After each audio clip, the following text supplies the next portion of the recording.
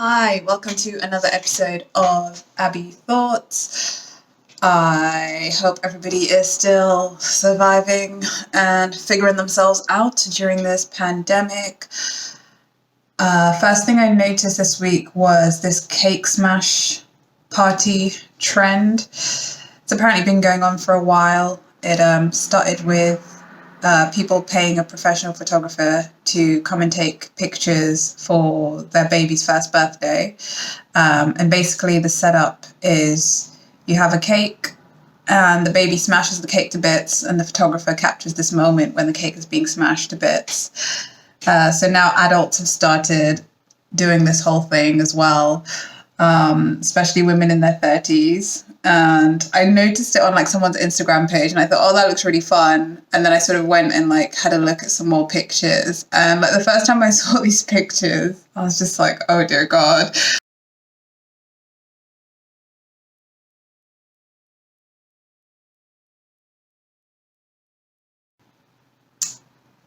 After looking at them some more, I'm like, it is pretty like rad. And so hoping to have like a post-corona cake smash. It's never going to happen because I always have these like dream scenario plans that I don't follow through with. But if I was one of those people that like Taipei gathers everybody together and does like fun things, this would be one of those things I would actually attempt to do. But I won't be hiring a professional photographer. I'm pretty sure my phone can take pretty decent pics of people smashing cakes to bits. And then I noticed this annoying woman talking about the fact that she drinks sperm smoothies on this Metro News article. Like, I really can't stand women like this. But she's just making me twitch. Like, as soon as I saw the title, I was like, oh, this one, like this woman. It's like, we get it. You have access to sperm, you know. She gets her boyfriend to like, oh, I guess spunk it out, and then she like freezes batches of his sperm that she then chucks into her smoothies. And she says that it's like really good for like helping you fight the coronavirus. It's really good for the immune system. Which, is that true? Like there are articles online saying that sperm is good for you. Like you should be drinking sperm on the regular, but this is fake news. I swear this is fake news because it makes no sense to me. If somebody's eating like really shit food and then like spunking it out, then how is that healthy? Like how is that helpful to you at all? And like if the body's getting rid of it, that to me suggests it doesn't want you to shove it back inside of you. But what do I know? So anybody who's got any genuine medical information, not just like anybody who's got any decent information about that, because sperm being good for your immune system. I mean, it might be good for like your general mood, but I don't know about your immune system. I think somebody's boyfriend's got a good likes to tell them things that they then believe, or she likes to just be annoying. I did find this other thing because I've been looking in a few textbooks because I have to like prepare some homework for like kids for like maths and stuff.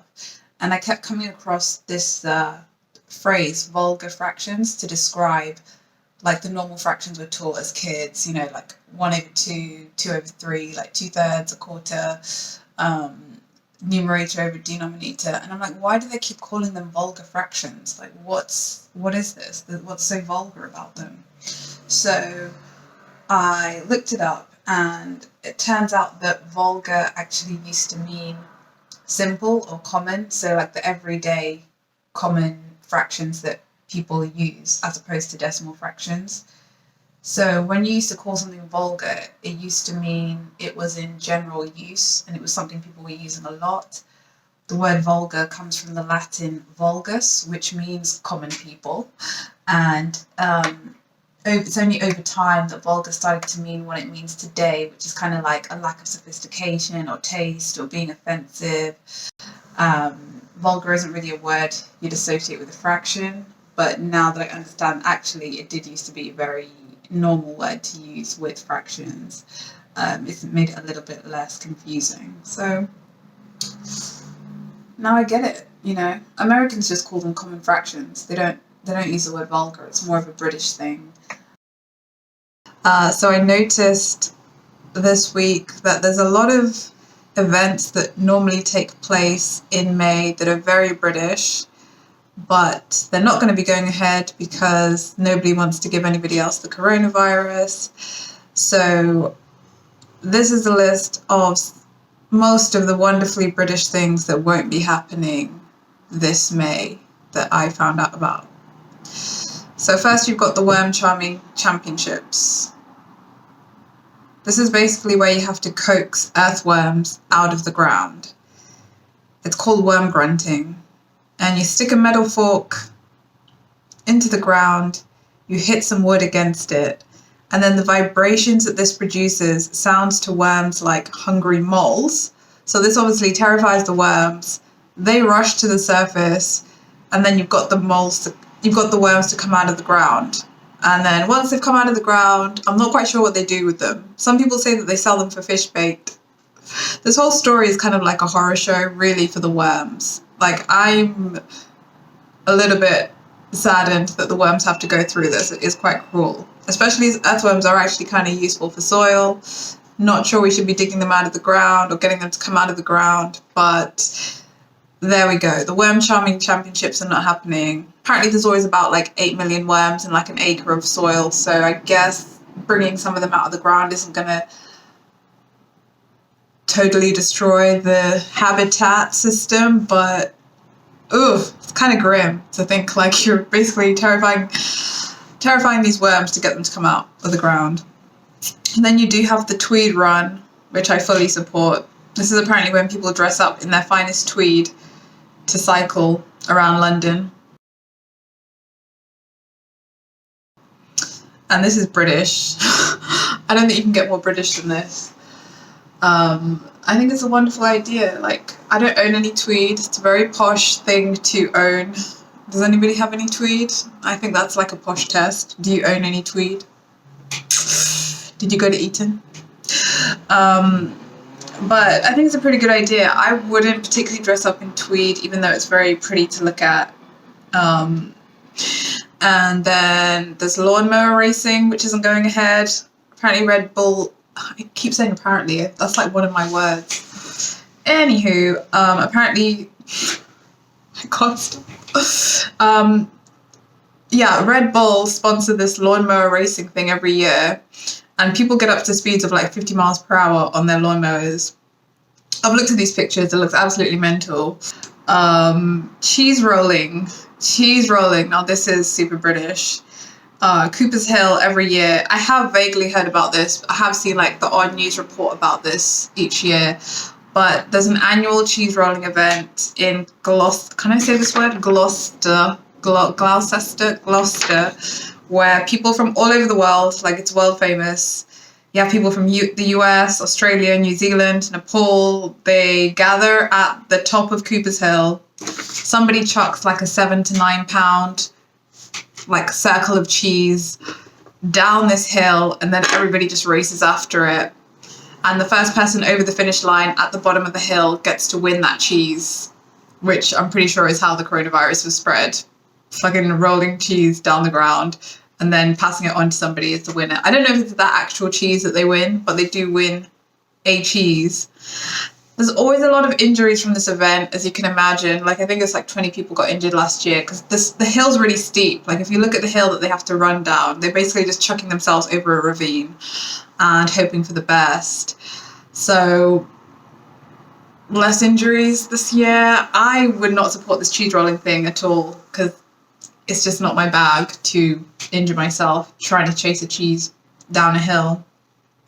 I'm really okay with just going to like Asda and picking some cheese off the shelf. That's very zen to me. Fighting people for the last piece of decent cheese, I will do that. Rolling down a hill, running after a cheese down a hill, not so much.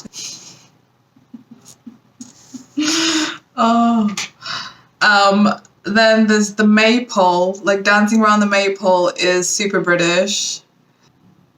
I mean, dancing around the maypole has been a tradition for centuries in England. That one I do know about. Like, I remember even at school, my British school, being made to do something with a maypole. I don't I don't remember what it was, but there was a bit of dancing, and I was like holding a little, what's it, like, piece of fabric and running in between Lucy and Mary or whoever it is I went to school with. Like, it was very much like, yeah, dancing around the maypole.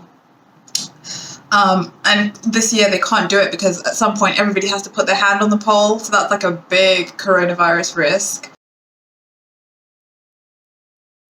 So there will be no dancing around the maypole.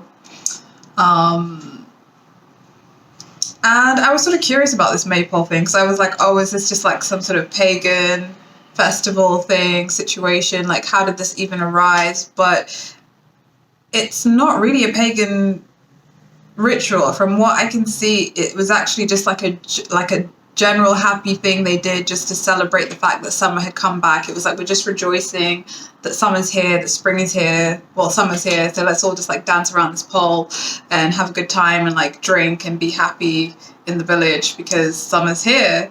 And the actual pole itself is not a phallic symbol. For once, there's a pole and it's not about a penis. Like, it's just not phallic, which is great, because I feel like most of the time when you look at the historical record, it's all just phallic symbols. Like, every post or weird little shaped oblong object somebody finds, they're like, oh, it's phallic, it's phallic, it's phallic. So the maypole is quite benign as a situation. And then finally you have, well, I'm going to make this final. There's about 4 other events that are happening that are very British, but I was fatigued by this point. So, World Custard Pie Championship, which pretty much does what it says on the tin. People gather together to chuck custard pies at each other.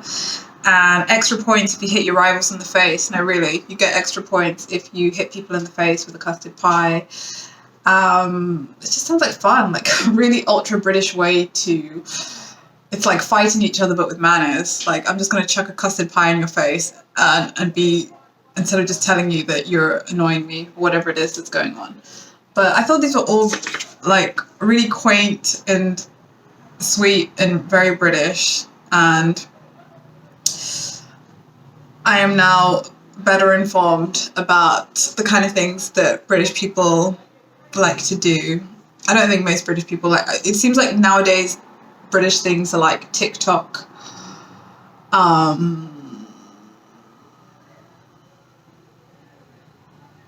Strictly Come Dancing, it's very British,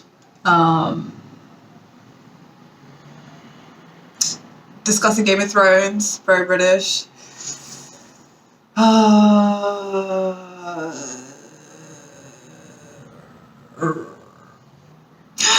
Prosecco, I feel, is very British.